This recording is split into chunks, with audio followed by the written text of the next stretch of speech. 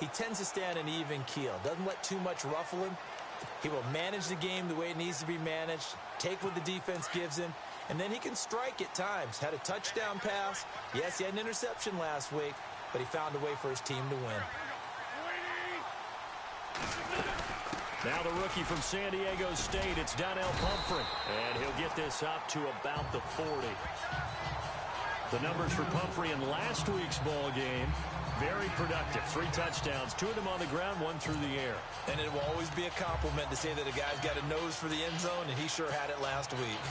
Pumphrey last year at San Diego State led the country over 2,100 yards rushing. The question now, how do you see him translating to the NFL? Well, I hear all the naysayers talk about him being less than 180 pounds, but look, the production at San Diego State, the number of carries, this kid has toughness. He will carry the ball and surprise people.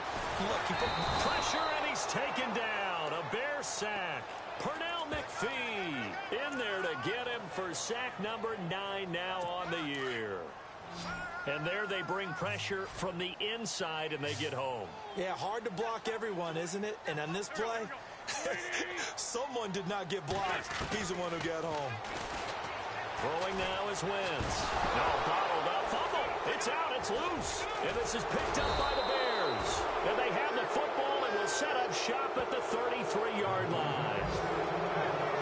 And this is something that you know that they're emphasizing, you know they're working on, but it has to improve. Carson Wentz lost 14 fumbles as a rookie, and the NFL is just different. When you're in the pocket, you're always at risk of that ball being jostled out. And if memory serves, those 14 fumbles tied with Carson Palmer for most in the NFL.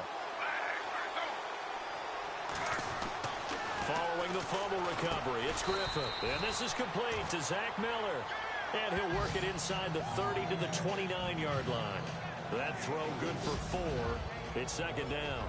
We see this offense, and we see Jeremy Langford, certainly a guy to watch in this game. He plays a game with great determination, Brandon. In college, he played multiple positions before settling in at running back. He made the right choice.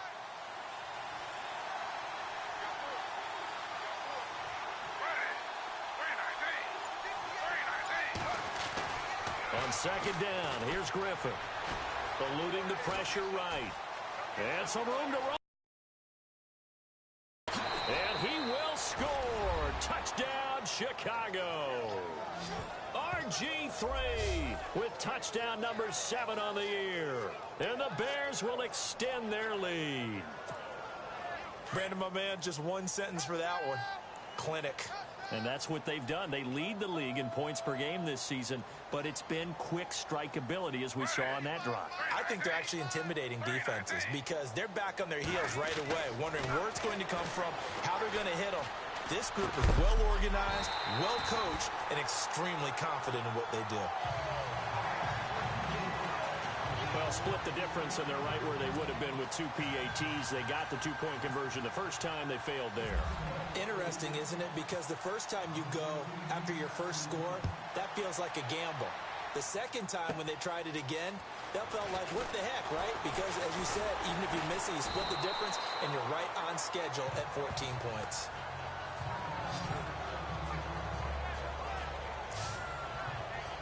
Philadelphia getting set to take the field.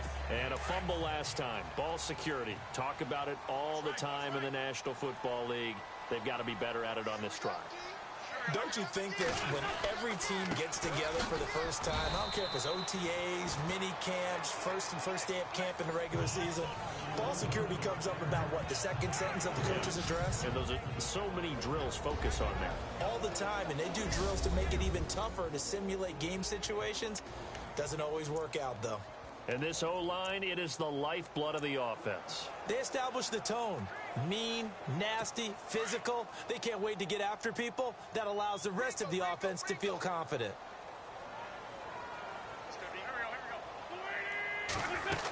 They'll run again with Pumphrey. Oh, he's got some breathing room. And they get him down, but not before he takes it across the 40-yard line. A nice pick up there, 10 yards, and it'll move the sticks.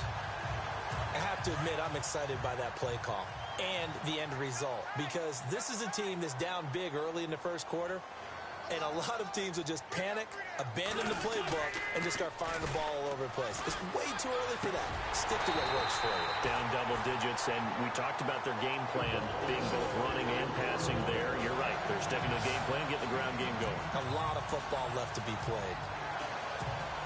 There are so many things to watch for when you play defense.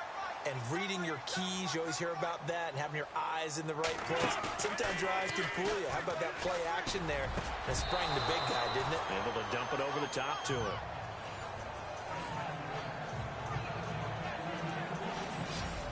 Defensively, the starters for Chicago, and they feel like they've got a big-time disruptor in Leonard Floyd from Georgia. And when the draft process began, there was a mixed bag of opinions about Leonard Floyd.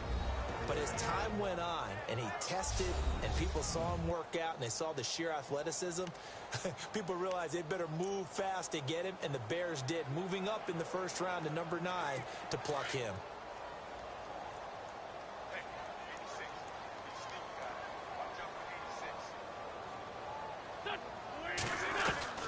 Wentz will try again on second down.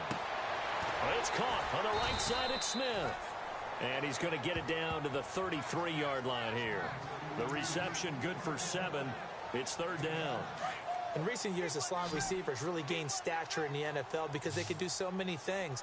Yes, they can line up wide like your normal wide receiver, but to have that kind of courage and toughness to run routes in the middle of the field and become dependable targets for their quarterbacks and move the sticks, those guys are worth their weight in gold.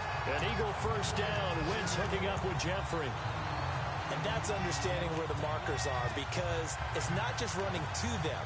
Because on the catch, you could actually be pushed back before the first down. It's getting past it and allowing that opportunity to drip back towards the first down line and still having picked it up. Really well run.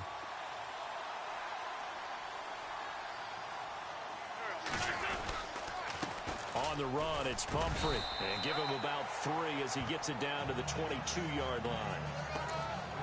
Not much happening there on first down. I thought there might have been a hole for a split second. Yeah, but it dried up pretty quickly, didn't it? Closed fast. See if they stay on the ground for second down.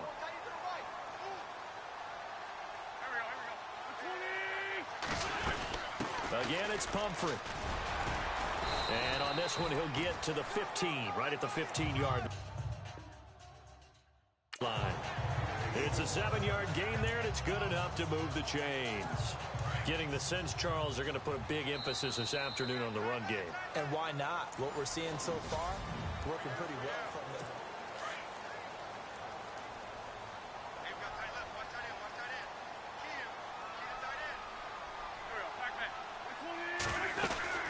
They'll run it now out of the gun. He takes us down to about the 12 for a gain of 3.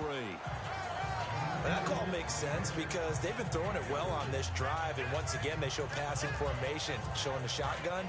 Then they ran out of it. That's a nice play by them defensively, though, to hold it to a short gain.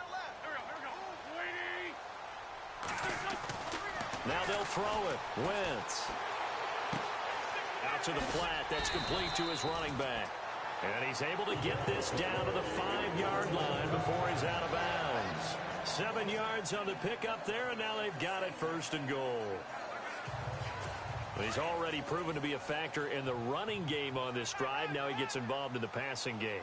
I think what we're seeing here is the modern version of workhorse in the NFL, being able to run it and catch it with equal proficiency. And he'll get this one back to the 5-yard line, but no further than that. No gain on the play that time, and it sets up second and goal. And as we've seen throughout this season, it's no picnic trying to score touchdowns against this unit. They're ranked number 1 against the run. But it's also difficult because it's not easy to throw the ball against them either.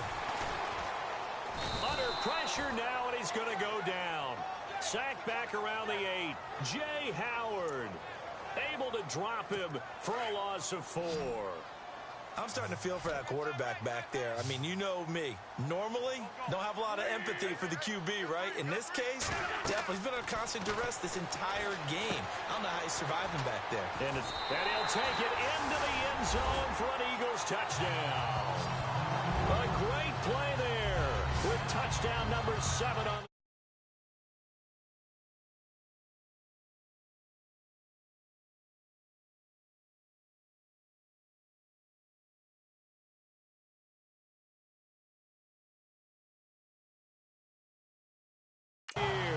And the Eagles have cut it back within a score.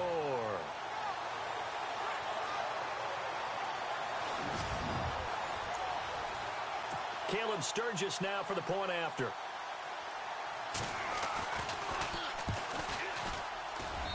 And that one makes it 14-7.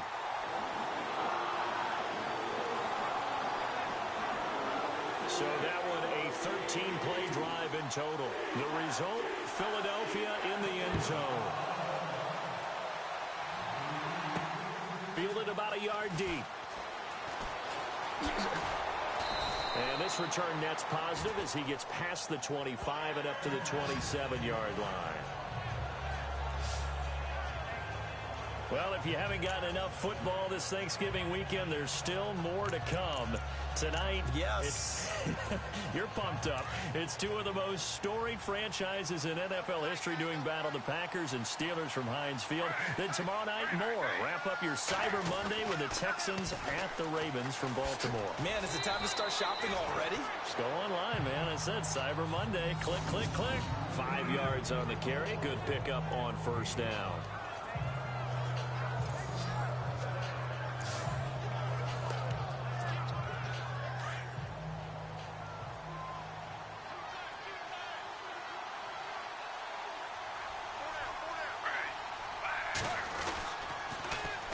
They keep it on the ground with Langford. And now running right through it. He lost 2 there, and it's third down. Came out in a power set, but that only served to put more men in the box. And guess what? If you're going to do that, you've got to win up front, right? Your offensive guys have got to beat the defenders. They lost all leverage on that play. On third down, Jeremy Langford losing 4 yards that time. A timeout by the offense. They'll have 2 remaining as we step aside here in this second quarter. So the offense takes the timeout, and they are back out and ready to rock.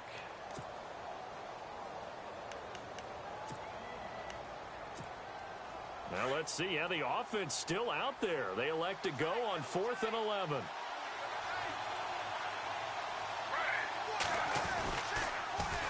They're running. Langford. And this doesn't end well at all as they stop him far behind the line to gain. Boy, a real head-scratcher there. And the Eagles are going to take over in great field position. It's time for our players' spotlight right now as we get a look at Carson Wentz. And maybe he's starting to wave the white flag a little bit. He's playing pretty well, but the pressure, it's got to him. Has to find a way to step around it,